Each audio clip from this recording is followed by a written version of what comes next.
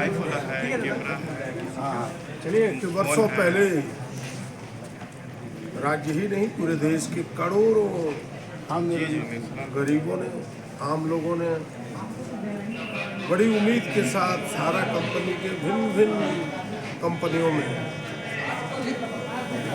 अपने पैसे को निवेशित किया था। निवेशकों उन्हें आशा था कि सालों बाद हमें पैसे मिलेंगे सूद सहित, ताकि हम अपने परिवार के हित में काम कर पाए। बड़े दुर्भाग्य से यह बात सामने आई कि आज तक पैसे वापस नहीं हुए। हमने राज्य सरकार के सामने यह बात रखी कि भाई भारत सरकार इन गरीबों के साथ खड़ी नहीं है। राज्य की भी ड्यूटी बनती है कि इन गरीबों को हक दिलाए, उनके निवेशित पैसों को वापस कराए। उसके लिए राज्य सरकार प्रयास करे। और मैंने उच्चतम न्यायालय को धन्यवाद भी दिया। वे उन्होंने गरीबों की बात सुनी, गरीबों को न्याय देने का फैसला लाया। 2 साल उस फैसले को हो गए, इन पैसों को वापस करने का उनका आदेश हुआ, अब तक पैसे वापस नहीं हुए। हमने राज्य सरकार से कहा कि पहले आप जाने तो कि कितने पैसे निवेशित है झारखंड के। केवल आपने एक टोल फ्री नंबर जारी किया है, उसके आगे आपके पास कुछ है नहीं।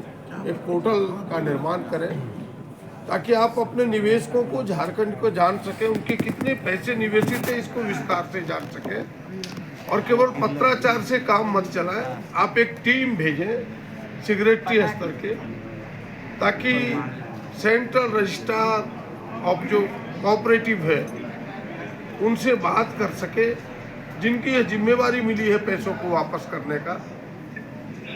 सरकार ने बात मानी है कि पहले हम प्रयास करेंगे अपने अफसरों को भेज करके, अधिकारियों को भेज करके निवेशकों के सूची को लाने का, निवेशित पैसों की चीज़ों को लाने का।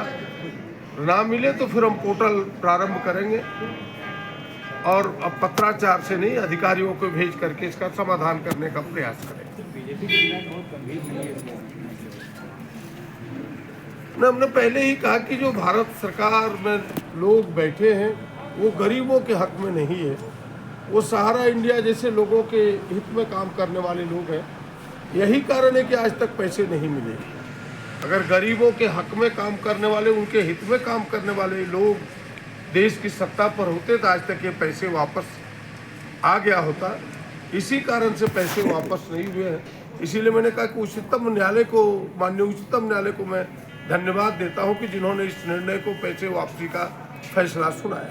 कल सर आपकी करप्शन का एक मामला उठाया था संडे का प्रेस में, तो जवाब मिला, उससे कितने संतुष्ट थे? आपने कहा धरने पर मैं बैठ जाऊँगा।